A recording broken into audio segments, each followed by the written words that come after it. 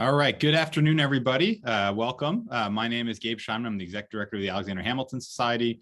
For those that might be new to AHS, AHS is a nonpartisan, not-for-profit national organization that seeks to identify, educate, and launch young men and women into foreign policy and national security careers imbued with the Hamiltonian perspective of strong and principled American leadership in global affairs. We operate first and foremost in college campuses around the country, where our student-led chapters host some of our nation's most eminent scholars and practitioners, including my guest here today, on debates with some of their own faculty on U.S. foreign policy and national security issues. Our over 50 chapters host nearly 200 events a year on campuses, and our nearly 1,000 alumni are serving across our national security and foreign policy space. You can visit us on our website, alexanderhamiltonsociety.org, to learn more and find out about what we're doing maybe at a campus near you.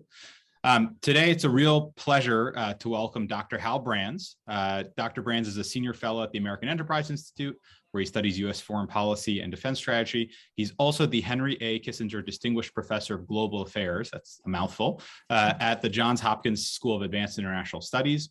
He's also a columnist for Bloomberg Opinion. He's also the author of many books on American diplomatic history and U.S. grand strategy. And his book that we're here to discuss today combines both, which is The Twilight Struggle, What the Cold War Teaches Us About Great-Power Rivalry Today, which I think came out just a couple weeks ago, but I know has gotten great reviews. And you can see excerpts of it in the Wall Street Journal, National Review, and a couple other publications as well. But I do urge you to actually read the whole book in that vein. Before I begin, if you want to submit questions through the Q&A function at the bottom of your screen, you're welcome to do so. And with that, Hal, it's a real pleasure to have you here, and congrats on the book. Well, thanks for having me. I really appreciate it. As you know, I'm a huge fan of AHS, and in fact, I'm hitting the road later this week to visit the chilly Midwest and speak to a couple of chapters at Northwestern and Notre Dame. So it's just a great pleasure to be here and have a chance to discuss the book with you. Fantastic. Well, so given what's going on this week, it seems like the Russians are doing everything they can to actually promote your book by seeming to make everybody want to relearn or maybe learn for the first time the lessons of the Cold War. So much of your work, not just in this book, but in many ways your whole career is built around the idea that understanding history is critical. Or understanding history well, maybe I'll add that adjective to it, is critical in order to better prepare for the present. You're an academic, you're a professor at one of this nation's most eminent public policy schools. This book was published by an academic press. So maybe you could actually, before we get into your book itself and some of the lessons, how is the Cold War taught in the American Academy today? Is it still taught at all? I mean, I can imagine that if a few years ago it had fallen out of favor, not seen as relevant. We remember that Obama-Romney debate now 10 years ago, where the president kind of mocked Romney for saying Russia was a geopolitical rival. That seems a little different now. Is it taught in a triumphalist way, which is sort of the apex of America, the way we might think about it in Washington? How is it taught in the academy? So I think the answer is that it varies. And, as you know, in general, the study of diplomatic and military history isn't nearly what it once was in the academy. And so if you went back 60 years to the 1960s, political history, diplomatic history, military history, we're really kind of at the forefront of the historical discipline. And for a variety of reasons, some of them sort of, arcane professional reasons, and some of them having to do with the fallout of the Vietnam War and other broader shifts within society, diplomatic and military history really fell out of fashion.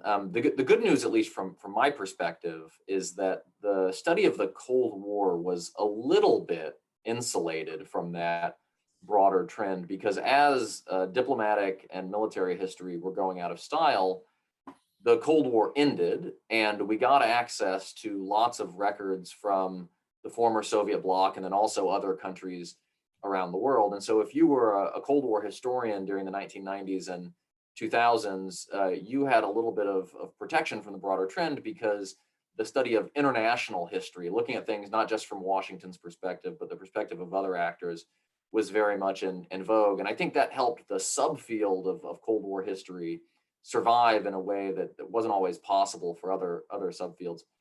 In terms of how the Cold War is taught, I think there's quite a lot of differentiation. And so, my mentor in grad school was John Gaddis, who is, probably the foremost Cold War historian there is, and I think is known for taking a little bit of what's now an unorthodox approach to the Cold War, ironically, and arguing that it was a necessary conflict and one that we shouldn't regret having waged, and that we shouldn't regret it having ended in the way that it did. I think you get a lot of contrasting opinions within the academy as well, whether scholarship and teaching that focuses on the costs of the Cold War or looks at its often negative effects in places like the third world. And so, what I've sort of tried to do in my work is, take on some of the insights of newer scholarship that, puts the experience of Latin American countries or Southeast Asian countries near the center of Cold War scholarship without losing sight of what the conflict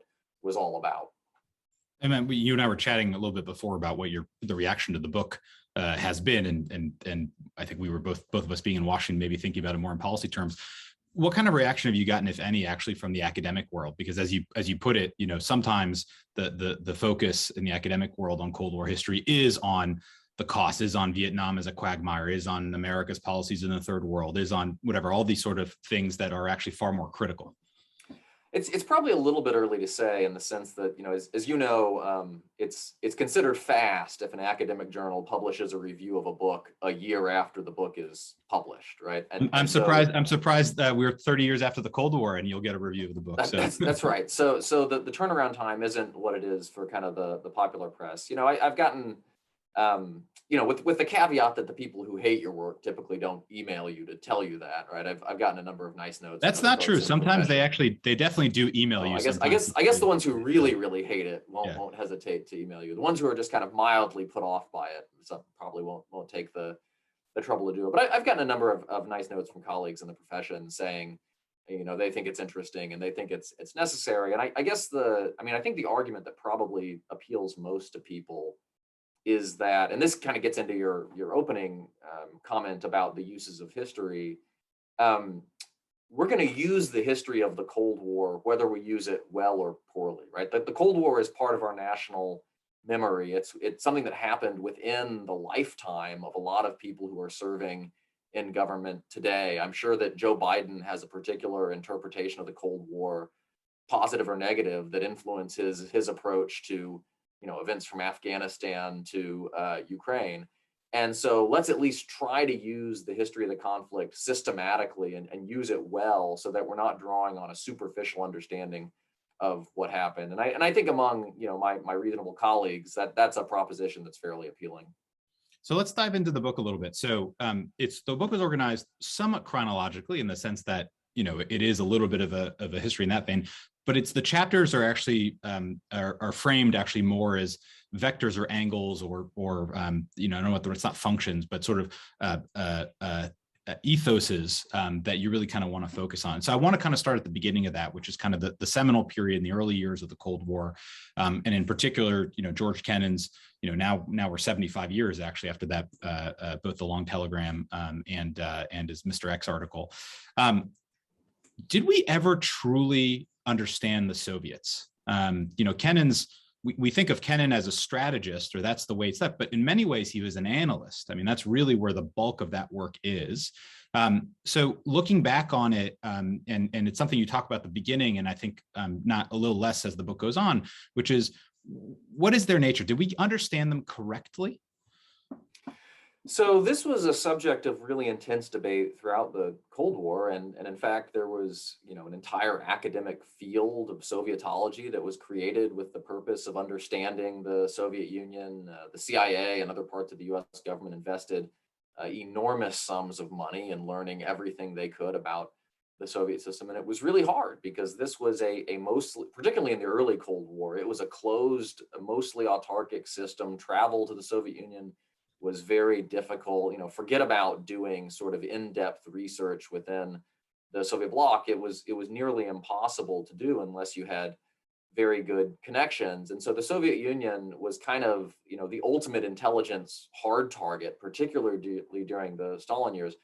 And this is what actually made, Kennan, who you just referred to, made his counsel so valuable. And as you mentioned, if you go back and you read the X article, and you just pull it up on JSTOR or whatever, you'll look in vain for detailed policy prescriptions in that article. It's not really like a 10-step program to winning the Cold War. It's more of a work of diagnosis, of saying, here's why we find it difficult to get along with the Soviet Union. And here are the implications that the nature of the Soviet system has for its relations with the West. Now, in terms of whether we got it right, I would say that the Kennan of 1946, 1947 was certainly more right than wrong in his diagnosis of big picture Soviet issues. And so I think Kennan's view of the Soviet Union went a little bit like this. The Soviet Union is, especially under Stalin, incapable of good relations with the West because the mix of traditional Russian insecurity and expansionism, communist ideology, and Stalinist paranoia means that it can just never trust the capitalist world. And in fact, it believes that it can only achieve its security at the expense of the capitalist world. So that's bad. What's good is that Stalin is not Hitler, right? He doesn't operate on fixed timetables for achieving particular goals. He's not in a particular hurry to achieve the overthrow of the capitalist system. And so what this means is that Stalin will be willing to retreat when he is met with superior force, right? When the Soviet Union runs up against an immovable obstacle, right, it won't bash its head against it. It will pull back, which led him to the idea that you could contain the Soviet Union without fighting another global war of the sort that the free world had just had to fight to deal with Hitler. And I think that insight was absolutely correct. It's borne out over the course of the Cold War. It's reflected in the way that the Cold War ultimately ended. The irony, of course, is that I think Kennan lost faith in his own prescriptions over time. And so Kennan, he famously said it would take 10 to 15 years of containing the Soviet Union for the system to break up or mellow. Of course, it took about 3 times that long for it to happen. And Kennan was ultimately, I think, displeased or even horrified by a lot of the things that the United States did to enact his program of containment, somewhat ironically. And so he turns into a critic of US policy by really even in the late 1940s to some extent. And so he wasn't really along for the ride the whole way. But the irony is that by the time you get to 1989, 1991, the Cold War really ends up concluding in just the way that Kennan had predicted 40 some odd years earlier. So it's interesting, obviously, the role of personalities here. You're a professor at the Paul Nitze School of Advanced International Studies, right? The author of NSC 68, who, to your point, Kennan was horrified. Let's say that his views are kind of warped in that way. You're the Henry A. Kissinger Chair, right? Again, another kind of great American statesman, and all three of them, you put them in a room, and I don't know what they would have agreed on some of these things. And I ask only because, given the Russian reinvasion, if you will, of Ukraine today, we're 22 years into Putin's reign, and we're still having a debate over what does he really want, what is the nature of him. And so I was curious, using those three men, maybe Kennan, Nitze, and Kissinger as an example, which is this a sort of thing, understanding our adversary, that we need to sort of get it right at the beginning, and then once we get it right, let's call it, we can then come up with the policies and strategies that flow from it? Or should we expect to have a multi-decade internal debate over understanding, who they really are, what they really want? Again, I ask, obviously, with the China question looming all over us. So, I think in principle, it would be great if we could come to sort of consensus on what our adversaries' motives and goals are at the outset, and then we could develop a consistent strategy based on that. I think what the history of the Cold War shows is that the debate over what the other side wants never really ends. And so even in the 1970s, there were huge debates in the community of Sovietologists inside and outside government. What was the Soviet Union up to when it was pushing for gains in a place like Angola or in Ethiopia in the late 1970s? Was this just kind of opportunistic risk-taking, and so there would be a Marxist revolution somewhere and the Soviets would say, yeah, why not? Or was it evidence of some larger plan to achieve preeminent influence in key regions of the third world and thereby kind of leap over the containment barrier that the US and its allies had erected? And I think the answer is that it was a little bit of both, right? But nonetheless, the fact that people like Kennan, right, who was still writing at that time, and Kissinger and Zbigniew Brzezinski and other folks came to different answers in these questions indicates that this question kind of never went away. I mean, I think one of the lessons of the Cold War probably is kind of simple. It's that when your rival tells you who they are, you should listen to them, right? And so I think this was one of Kennan's insights early on, which was that you should actually take really seriously what the Soviets say about the incompatibility of the capitalist and the communist systems, because this is the key to understanding their entire system of thought. And it's not simply words. They actually believe it, and it will color their relations with the West for years and years to come. The point has a parallel today. So, it was about almost exactly 15 years ago that Putin shows up at the Munich Security Conference in 2007 and basically announces his intention to radically revise the post-Cold War order. And over the ensuing 15 years, he's done a pretty good job of heading down that path. And so in a way, I mean, for me, it's a little bit depressing that we're still having debates over what exactly Putin wants, because I think he's told us what he wants, right? He thinks of the collapse of the Soviet Union as the great geopolitical tragedy of the 20th century, which is really saying something given all the other things that happened during the 20th century. He's told us that he thinks that Ukraine isn't a real nation and has no right to a sovereign existence. He's told us that he would like to see NATO rolled back to its 1997 frontiers, and its relationship with the United States pretty severely attenuated. And so until we find really compelling evidence otherwise, we should probably take him at his word. So you'd mentioned a couple minutes ago about kind of choices or debates, let's say, McMahon. And again, I want to touch on something that you actually cover several different chapters on the book, which is how to manage, if you will, the central versus the peripheral, right? How to decide what's important, how to decide what's not, and execute accordingly. And again, Putin's second Ukraine war, right now really makes me thinking, which is in the early Cold War years, you write that we actually did this. We were able to determine that, what we considered important, build reinforcements around it.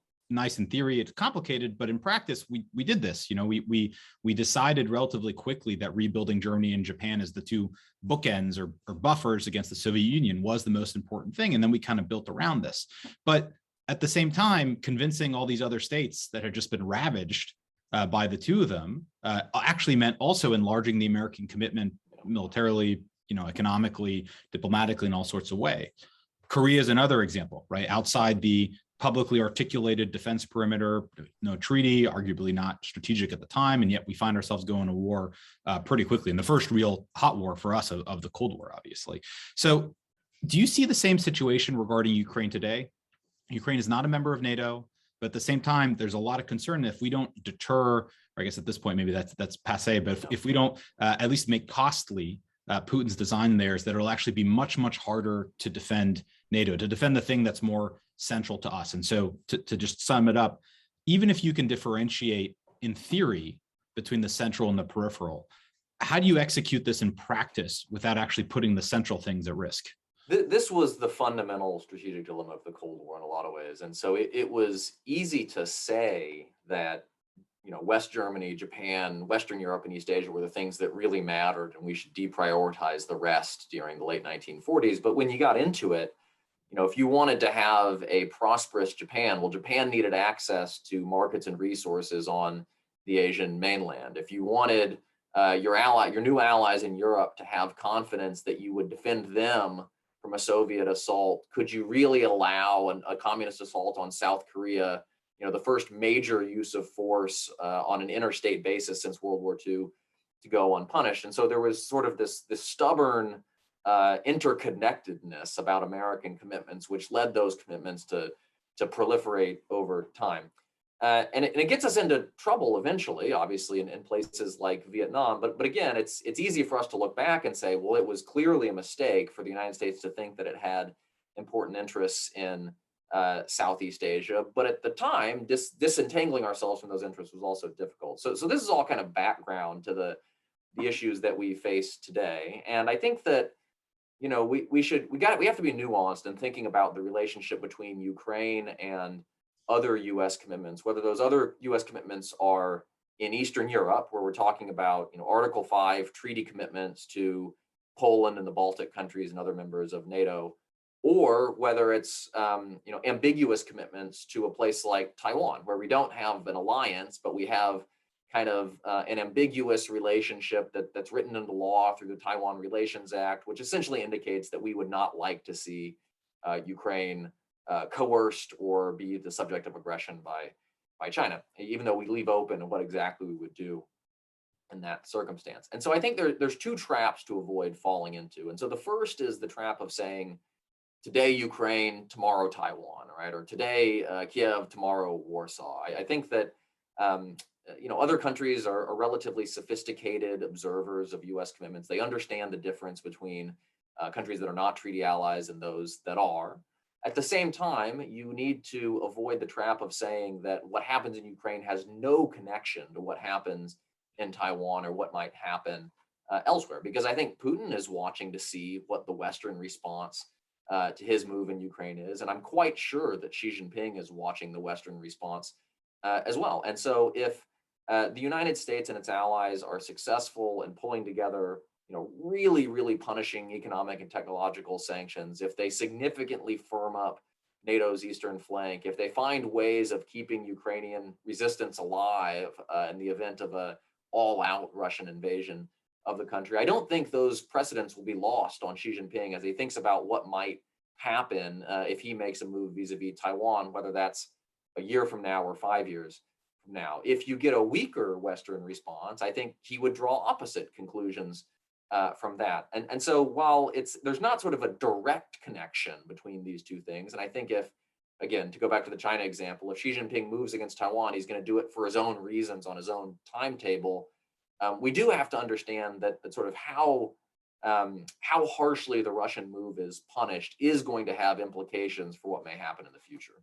So you touched on, was really going to be my next question, which is your book is written from the perspective of, the American perspective, and in particular, obviously the American perspective on strategy, but you just touched on a couple of things, which is the perspective of the adversaries, the Soviets' perspective, the Chinese, Russian perspective, so forth. Going back and looking at the Korean War and looking at the Vietnam War, which obviously we hear, and this is the probably biggest area in your book of criticism, which is sort of the periphery, Vietnam in particular. How did those two endeavors look from the eyes of the Chinese and maybe the Soviets at the same time? Because I feel like we often neglect that in the conversation. It happened in Afghanistan last summer, maybe Ukraine now. How did they see our military engagements there? Well, the Soviets were certainly surprised by the U.S. decision to fight in Korea. They hadn't expected it, and that was one of the reasons why they allowed Kim Il-sung to go ahead in June 1950. And once the United States comes in, Stalin is actually relatively cautious. He's willing to fight to the last North Korean, willing to fight to the last Chinese, but he's not willing to put a lot of Soviet interests at risk, although there are some Soviet pilots who fly combat missions over North Korea. In sort of a covert military interaction between the United States and the Soviet Union. On the Chinese part, I think the Korean War is seen a little bit differently. And so the Korean War, to this day, and in some ways is still seen as a significant victory for China, even though Chinese military losses in that conflict were orders of magnitude greater than American military losses. And the argument is that the Chinese, may not have won a decisive victory in kicking the United States out of South Korea, as was initially Mao Zedong's aim, but it certainly, taught those imperialists a lesson and kept American forces away from China's borders in a way that it would not have been able to had the United States successfully unified the peninsula under Southern rule in the fall of 1950. On Vietnam, it's probably complicated a little bit by the fact that the Soviet Union and China were veering towards their own confrontation at this point. And so the Vietnam was seen through the lens of Sino-Soviet competition, as well as through the lens of competition with the West. I think from a Soviet perspective, the Soviets were in some ways pleased about Vietnam because it allowed them to inflict pretty high costs on the United States. And so by doing things like providing advanced air defenses to North Vietnam, the Soviets could help protract that conflict in a way that cost the United States hundreds of billions of dollars, and it only cost the Soviet Union a few $1 billion in military aid. To do it, it drew American attention away from Europe and other places. And it also resulted in the United States nearly tearing itself apart domestically, all of which was a good thing from Moscow's perspective. The end of the Vietnam War also has an interesting effect on Soviet calculations. And so one of the things that really only became clear, I think, after the Cold War ended and we got access to some of the internal documentation was that there were a number of Soviet policy analysts in the foreign ministry and elsewhere who really thought that the collapse of South Vietnam in 1975, in concert with the end of the Portuguese Empire in Africa and some of the revolutionary movements that erupted as a result of that, spelled the decline of the United States and the decline of its ability to prevent third world revolutions in particular. And so one of the reasons you see an upsurge in Soviet activism in the third world in the late 1970s in places like Angola, Ethiopia, Central America, and Afghanistan ultimately, is this sense that the world was turning in Moscow's direction. Now that turned out to be a huge mistake, and the Soviets ended up accumulating a lot of commitments to unstable, unrepresentative third world regimes that birthed anti-communist insurgencies during the 1980s that the US was able to exploit. But at least in the near term, the Soviets thought that the way the Vietnam War ended was a relatively good thing from their perspective. So you're almost making the argument that it was a good thing that we lost the Vietnam War because it caused the Soviets to misreact or overreact and made a lot more costly commitments for them. Well, there was a degree of that, right? And the other thing that happened was once the Vietnam War ended, it shattered, whatever facade of communist unity there had been in Southeast Asia. And so what happens in Southeast Asia during the late 1970s is basically an intra-communist civil war between Vietnam and Cambodia and China and Vietnam, with Sino-Soviet tensions as well. And so what we learned in retrospect was that it had been sort of the fight to eject the United States from the region that was preventing those tensions from coming to the surface. Now, does that mean it was a good thing that the United States fought and lost the Vietnam War? No, probably not, right? But I think one of the things we learned from looking at a long competition like the Cold War is that events sometimes have ironic outcomes, and countries sometimes get in trouble when they feel like they're riding high. And that was certainly the case with the Soviets in the late 70s.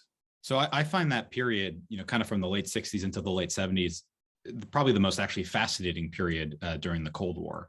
And you cover that in the book from a number of angles, but there's one in particular I want to ask you about, which is that was also the period of transition from American superiority, military superiority, nuclear superiority in particular, to one with parity or near parity with the Soviets. And as you note in your book, President Kennedy, during the Cuban Missile Crisis, Berlin Crisis, et cetera, acted as if there was parity, even though at that time, actually, there wasn't. The United States was still ahead. And then as you get into the LBJ years, but in particular, Nixon, Ford, and Carter, and détente and arms control, all of that certainly operated off of that parity assumption in that way. So what I'm interested in learning from you, and obviously you'll see the analogy to today, which is how did this transition from superior to parity affect our mindset? In Washington today, many believe that China has already achieved parity economically, militarily, or at least in the places that matter with the United States. And this mindset, I would argue, seems to be already affecting what our policy should be and what our strategy for be. So, so first, I guess, do you think we are in a Kennedy mindset, like acting like there's parity even though there isn't? And then second, especially I think as your book makes clear, the judgment of history is that détente was mostly a failure. What happens if or when the Chinese do achieve that parity? Yeah, these are great questions. And I do think that we occasionally give our rivals a bit too much credit, right? And I think this pertains mostly to China, where if you read a lot of the commentary, it creates the impression that China is this unstoppable economic juggernaut that is going to dominate the world in 10 or 15 years. And I think that's just not true. I mean, I think that China has some pretty formidable coercive capabilities, and we have to take the challenge very seriously. But I'm also, deeply impressed by a lot of the internal problems that China confronts. An economy that's been slowing down for 15 years, a demographic catastrophe that's about to hit it, growing political strains, a more brittle system as Xi Jinping cracks down on all dissent, and so on and so forth. And so I think the thing that we ought to keep in mind is that we're in for rough sledding, no doubt, over the next generation or perhaps more. But we shouldn't fall into fatalism and thinking that China is destined to dominate and there's nothing that we can do to stop it. And that point goes even more for Russia, which has formidable coercive capabilities as well, but in a holistic sense is significantly weaker than the United States, especially when you throw all of our allies into the mix. So on the question about sort of how one responds to parity, I think during the Cold War, there were two really interesting but divergent reactions. And so one reaction was kind of the move to mutual assured destruction, realize that victory in the Cold War is not going to happen, and move into managing the competition type of mindset, right? And you see a lot of that during the 1970s. And that approach, it wasn't always quite that simple. I think people like Kissinger and Nixon actually thought about negotiation with the Soviet Union both as a necessary means of reducing tensions, but also a way of steering the competition to areas of competitive advantage. And we can talk about that. But there were certainly Although I think in the book you have an anecdote where Kissinger, not to get you in trouble with your chair namesake, but Kissinger kind of publicly says, too late. Superiority, who cares and whatever, and then like privately is basically saying, right. Oh my God, we're in real trouble.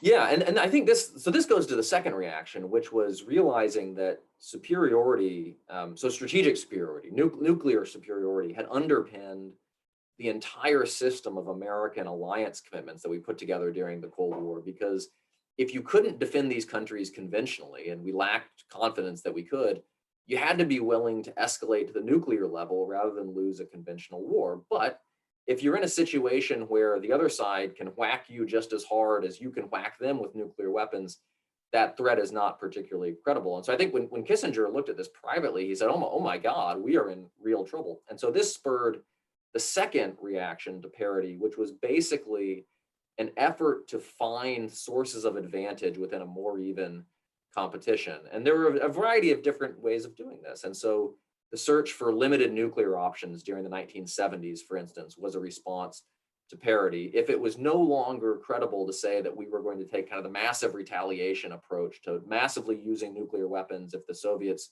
were on the verge of winning a war in Central Europe, then maybe we needed more discriminate nuclear options as a way of getting the Soviets' attention, threatening that the conflict might get out of hand, and thereby forcing them to make peace. It led to more focused investments in conventional military forces as well that were designed to give the United States a measure of advantage within a more even competition. And so a lot of the capabilities that really don't go on display until the Gulf War in 1991, precision guided munitions, stealth aircraft, of the revolutions and sensors and intelligence and situational awareness. These were investments the United States made in the mid and late 1970s, basically, to allow it to use conventional power more efficiently, given that it was dealing with an increasingly adverse resource balance. And so, there's sort of this old saying that, well, we're out of money, we better start thinking now. And there's a degree of this, where once the competition gets really tight in the 1970s, it actually produces some really creative strategic thinking about how the United States can still find sources of advantage.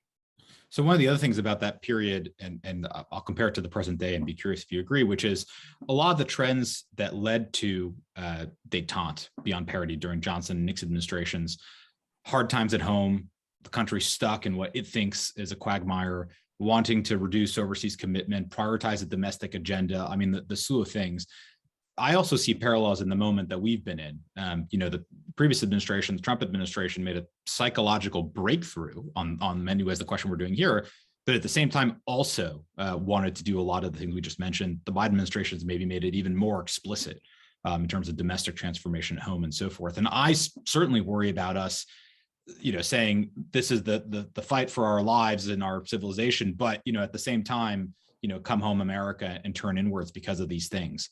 Do you see do you agree with that kind of comparison? And if you do, how did we kind of get out of it? I mean, I know Reagan is a big part of that answer, but how did we kind of get out of this, tornado of things and actually put ourselves back on good footing?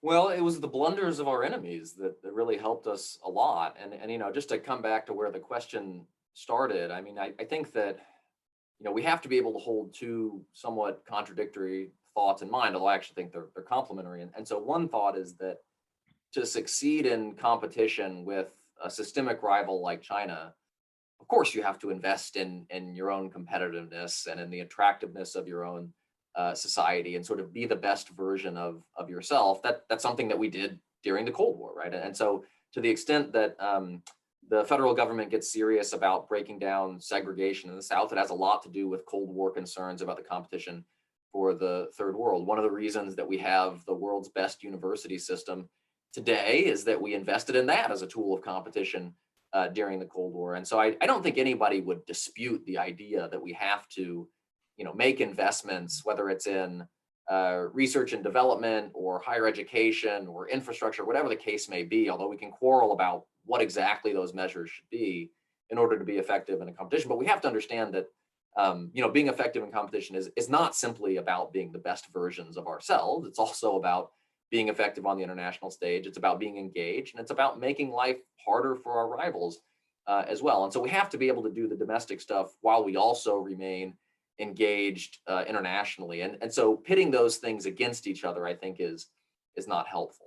So you asked also the question of sort of how do we get out of our funk in the late 1970s, really, and it has a lot to do with the Soviet Union and with Soviet overreach. And so I think, in the book, I'm, again, this will give me in a little bit of trouble, but I'm, mildly critical of the détente strategy as it evolved during the early and mid 1970s, where it became harder and harder to sort of sustain the original conception of détente. But one of the real virtues of détente was that it essentially allowed the United States to say to itself and to its allies, look, we have tried to moderate the Cold War. We've tried to find areas of common ground with the Soviet Union. And so when the Soviet Union does things like deploying the SS-20 missiles to Eastern Europe in the mid-1970s or invading Afghanistan in the late 1970s, what it produces is a massive domestic reaction in the United States that says, okay, let's get back to the Cold War and let's do this thing right. And so in some ways, the rise of Reagan, which is preceded by some more competitive policies in the last couple of years of Carter, is a response to Soviet overreach in the late 1970s and the collapse of détente. And so you can see some similar dynamics today. To the extent that NATO has any cohesion right now, it's because of what Putin did in 2014.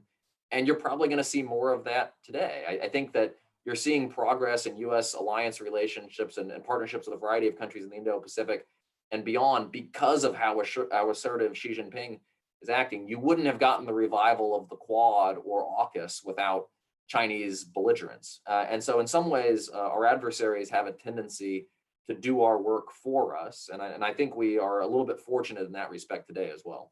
No, I totally agree with that latter point. I'm constantly reminding students of ours that say our enemies never cease to remind us that they're our enemies. And so we tend to get multiple bites at the same apple, and it's not that we've missed an opportunity, let's say, to explore, to make progress. I want to put a finer point on something you said, which is you talked about how it was really the competition with the Soviets that led, Eisenhower to enforce desegregation in many ways, and federal government invested a lot of research and development. You didn't mention NASA. I mean, there's so many different ways that the competition actually forced change in America domestically.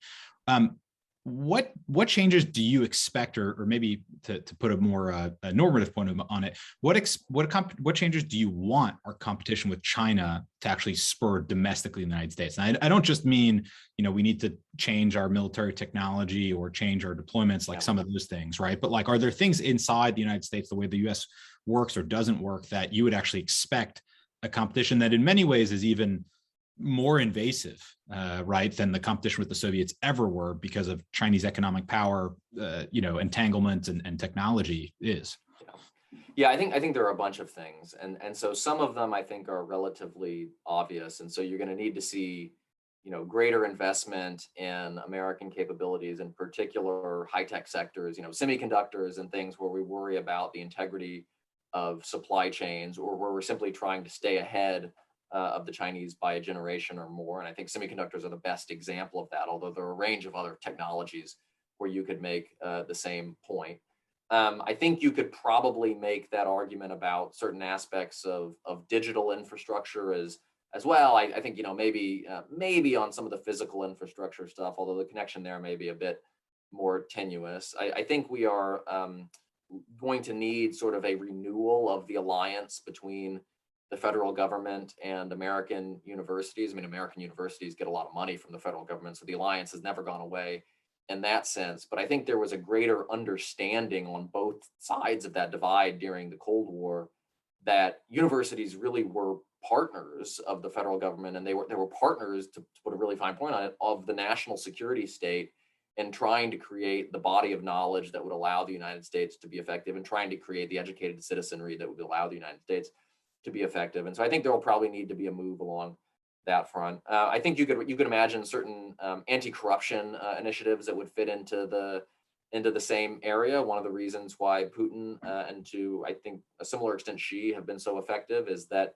they have been able to sort of ply the seams in legal and financial systems in the West. And then, if we're thinking about things that are less about strengthening us than making it harder for our adversaries to strengthen themselves, you're seeing a debate right now on sort of outbound investment restrictions vis-a-vis China in particular. I think all these things are important. The point I would just make is that it is, I can list my roster of preferred initiatives here, right? You can list your preferred roster. Anybody else who's doing it can do it. And there may be some overlap. The challenge, though, is that when you start talking about things we do at home, those debates inherently become very political very quickly. And that's fine, right? Because that's the way that we work out our priorities and our key initiatives in the American political system. And so I think what we just have to understand is that not everybody's list is going to be the same. And so it's going to be sort of a long political, not in a bad sense, process of working out exactly what initiatives we can come together around in order to strengthen ourselves at home. I was going to say, actually, on that note, when I read through your book, I actually didn't feel like you had actually, you discussed or you felt was as important some of those partisan debates inside, that it seemed like there were certainly differences between left and right, but they were more personality based or individual based, as opposed to, the Republican Party throughout the Cold War has generally this, whereas obviously it didn't, because the view between Reagan ran functionally as a critique of Nixon, among other things. So it gets me to kind of my next question, which is, how do we, I don't want to say, I'm not asking you for your theory on how we manage in partisan divides in the United States. I don't think anybody has a theory on that, but how do you make it so that if we are going to embark, or we have embarked, let's say, on a Cold War style competition with the People's Republic of China, how do we at least ensure that we're not zigzagging or acting like a yo-yo every time a different party or personality is in power? I mean, is there's obviously the famous I mean, you cover it in your book, but I think pretty well known that the Eisenhower and Dulles, before taking office in early 53, basically were just, searing into, the Truman administration's policy on things, and then more or less basically just continued it. And I don't want to play too far, but there's a lot of similarities right now with the Biden folks, over the course of the campaign last year, the Trump administration, basically it seemed like these guys were just a clown car of disasters. And yet, at least on China stuff, have broadly kept, if not accelerated, a number of the same dynamics. So anyways, how do you ensure that, like, if this is not a 2-year thing or 4-year thing, but this is a 20, 40, 60-year thing, that we've managed to somehow create some sort of roughly straight line going forward?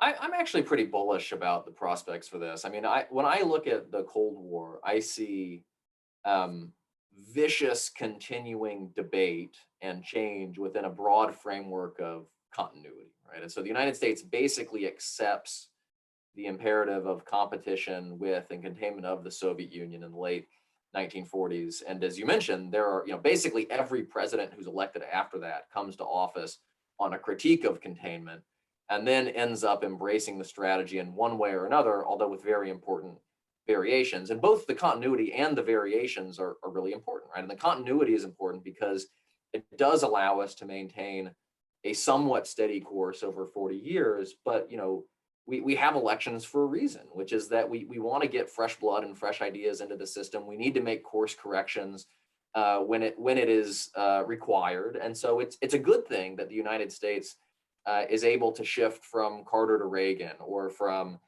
Truman to Eisenhower, because that creates a bit of flexibility in our approach to the world that the Soviet system often lacked, especially if you look at sort of the end of the Stalin years or the end of the Brezhnev era, when the system is really ossifying in a significant way.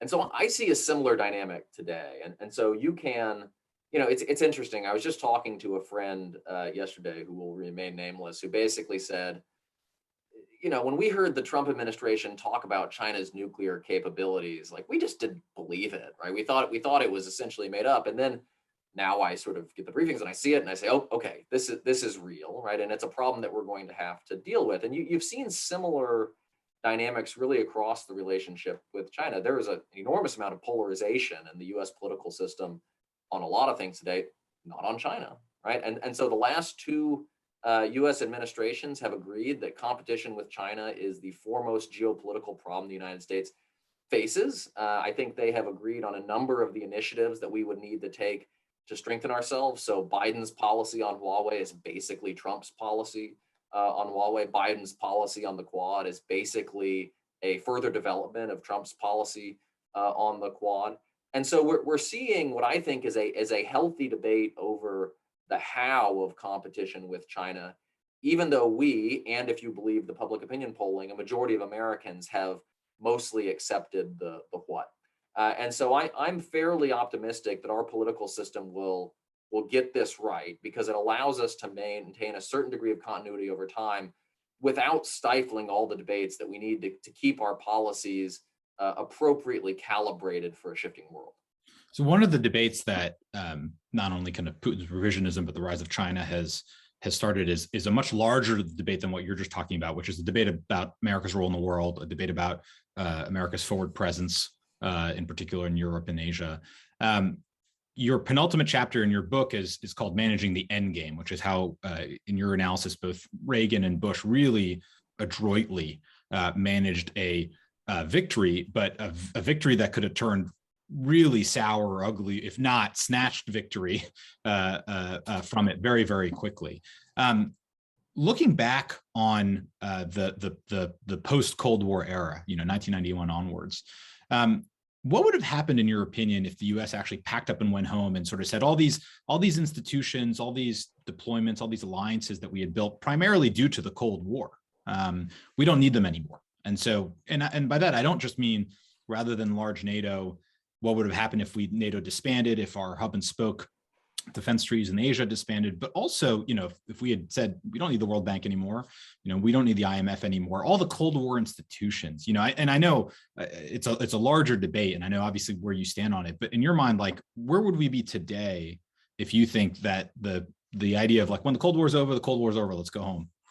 Yeah, we'd be in a real mess that would make the situation that we have today look pretty good by comparison. And so if anyone is interested, go back and read an article that was published in The Atlantic in 1990 by a political scientist named John Mearsheimer, who basically, the title of the piece is Why We Will Soon Miss the Cold War. And the argument that Mearsheimer makes, which in my mind is basically correct, is that post-Cold War Europe was likely to be seething with nationalism, with ethnic tensions, with the potential for nuclear proliferation, with questions about whether a reunified Germany would once again dominate the continent, with severe insecurity in Eastern Europe and places like Poland.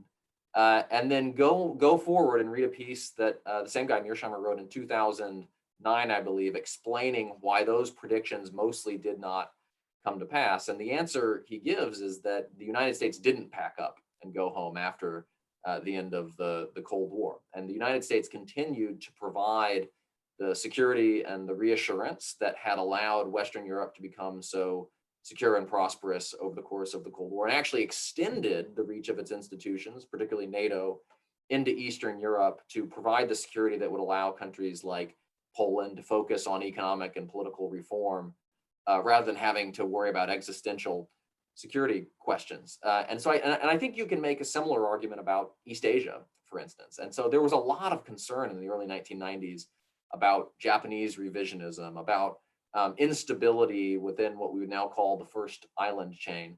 And the United States decided not to go home after the end of the Cold War. We maintained our alliances as a check on instability or potential aggression in the region. And we did it in a variety of other places as well. I mean, ask yourself the question of what the Middle East would have looked like in the 1990s had the United States not decided to resist Saddam Hussein's invasion of Kuwait in August 1990, or what Southeastern Europe would look like had the United States not ultimately led the effort to end the civil wars in the former Yugoslavia. And so you don't have to agree with the argument that the United States did everything right after the end of the Cold War. Clearly, that's not the case. There were mistakes of omission. There were mistakes of commission. I mean, it was a really mixed record. But on balance, to the extent that we had a world that continued to see an absence of great power, conflict, and war, a world in which democracy and human rights spread more widely than ever before, a world in which globalization was able to proceed with all the prosperity gains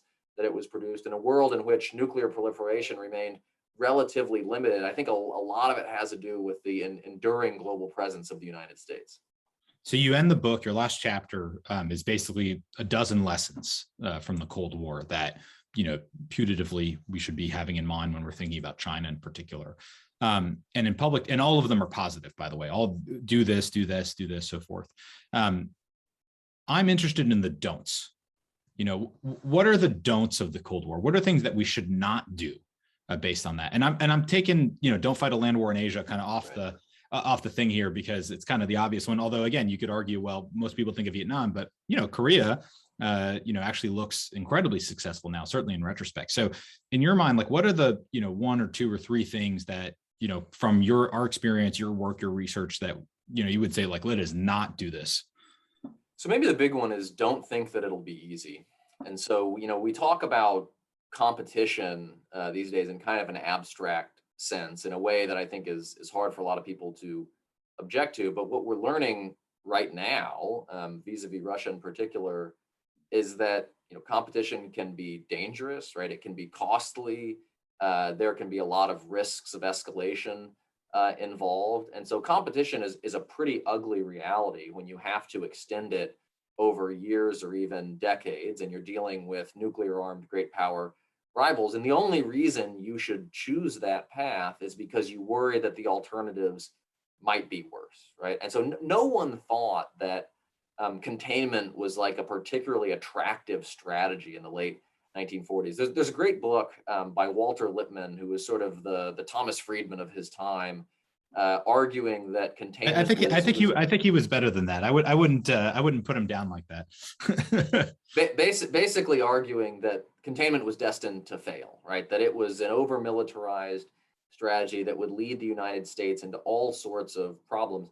And he wasn't entirely wrong. It did lead the United States into all sorts of problems. But what he was wrong about was that the alternative would not be worse, right? And so whether the alternative was fighting another global war or engaging in the sort of appeasement that had helped bring on the Second World War, those alternatives were worse than what the United States did during the Cold War. And to their credit, I think Americans mostly realized that. And so the lesson I would offer now, I guess the don't lesson is, understand that these competitions are necessary and we shouldn't necessarily shrink from participating in them, but don't think that it's easy and don't think that it's not going to be dangerous, because it won't be.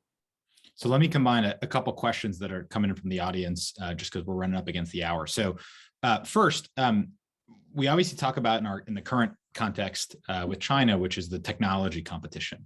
And how in many ways that's going to be more central than the military competition. People can debate that.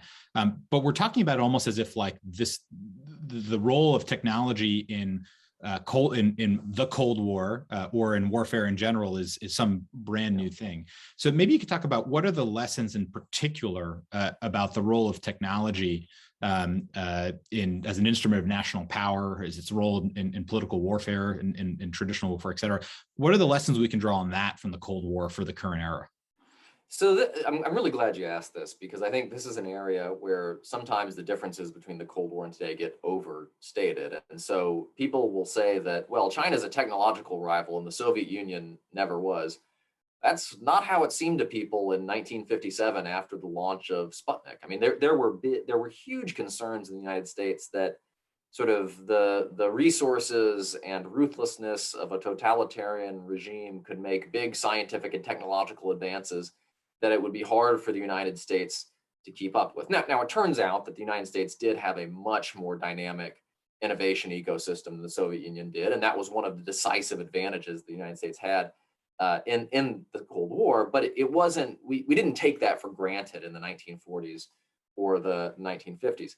I think what we can see now is all the ways in which that technological superiority really was a force multiplier for the United States. And it was in a variety of different areas. And so one of the ways the United States made up for the fact that it was never as good as the Soviet Union at human intelligence collection during the Cold War was through the use of technology, overhead satellites, and things like that, signals intelligence, to gain insight into sort of the dark interior of the Soviet bloc. We used technological superiority to make up for sort of a man-for-man, tank-for-tank disadvantage on the Central Front in Europe, really throughout the Cold War, whether that was by threatening nuclear escalation in the early Cold War or developing really sophisticated conventional weaponry in the late Cold War that helped negate that imbalance. And so we could go on and on down the list, but it's clear that technological superiority really was a decisive advantage for the United States. And so I think it just comes back and sort of highlights the importance of that in another round of competition today. So last question, and again, this kind of combines a couple different audience questions, which is a question about nomenclature. Containment, as a political language, was incredibly useful, widely adopted pretty quickly. No partisan lens through it or anything like that.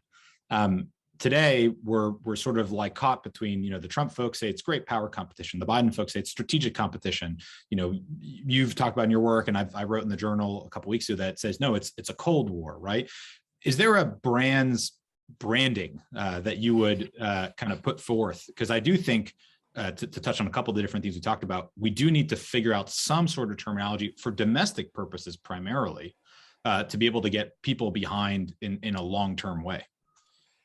I just wish we would stop tying ourselves in knots about the terminology. And part of it has to do with, I think, just kind of a resistance to realizing that in some ways Cold War terminology is more apt than we might think. And so I have referred to the US-China competition as a Cold War, if not the Cold War. I mean, of course, it's not exactly like the US-Soviet competition. No two competitions are exactly alike. And I don't know, any intelligent person who thinks that they are exactly alike. But the argument that I would make, and I think it's similar to the argument that you make, is that Cold Wars are really kind of more the norm than the exception historically. The US-Soviet competition was one Cold War. The US-China competition is another, lowercase c, lowercase w Cold War, and there will be others in the future. And so let's not dissemble about that. I also, don't really mind the concept of containment. Again, I think people dislike the idea of containment because they assume that if you're talking about containment, you're prescribing exactly the same policies that the United States followed during the Cold War. But containment, of course, was never kind of a fixed mass of policies. It was a concept about containing the malign influence of an authoritarian rival. And that's basically what the United States is trying to do vis-a-vis China today. The modalities of that will look very different in, say, the economic sphere or the military sphere than they did during the Cold War. But if we're not trying to contain Chinese influence in one way or another, I don't know what we're trying to achieve. Right. And you with both on your own and with colleagues have written quite a lot about we need to figure out what we're trying to achieve in the first place, because it seems like we're like, all right, we're in this competition, which is more a description of the state of nature, let's say, over anything else. But we actually haven't, even amongst quote unquote elites, but let alone kind of across the country, come to some sort of consensus of what it is that we want to do. And then as a consequence, I think we're a little timid to kind of put words on it. Anyways, Hal, congratulations on the book. Thanks for joining us. The book is available for sale, everywhere. The Twilight Struggle, and to go back to my first question, I hope that it actually does spur more teaching of the Cold War, putting it back on syllabi in the academy. Hopefully, with this as a kind of central pillar for it, because like if we don't go back and re-spark all the synapses on some of these issues, then we're obviously bound not to learn our lesson correctly afterwards. Yeah, I have the same hope, and I really appreciate you having me in here, and I enjoyed the conversation greatly, and I hope we can keep it going. Absolutely. And thank you everybody for joining us. And just a reminder, next Monday for our next event, we're hosting Dr. Aaron Friedberg from Princeton University on an article he wrote in Texas National Security Review called Growing Rivalry Between America and China and the Future of Globalization, which we didn't quite get into it here, but I think even Hal would agree that is probably one element that is fundamentally different than where we were in the Cold War, and how we figure that out is probably the most important question that stems from it. So hope to see everybody Monday, and thanks, Hal, for joining us. Take care. Thanks for having me.